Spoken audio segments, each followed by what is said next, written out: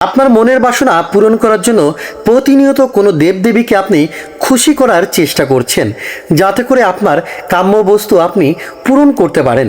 কিন্তু আপনি কি জানেন, মাত্র একজনকে খুশি করতে পারলে আপনি সব দেবদেবীকে খুশি করতে পারবেন?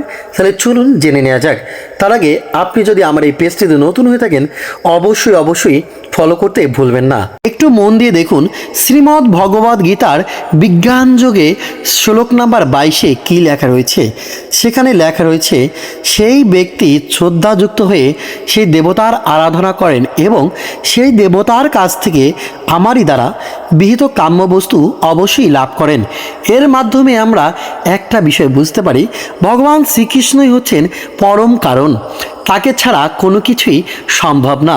শ্রীকৃষ্ণকে যদি আপনি খুশি করতে পারেন, তাহলে সব দেবদেবী অটোমেটিকলি খুশি হয়ে যাবেন, কারণ সমস্ত কিছু এই প্রদান করে থাকেন ভগবান শ্রীকৃষ্ণ।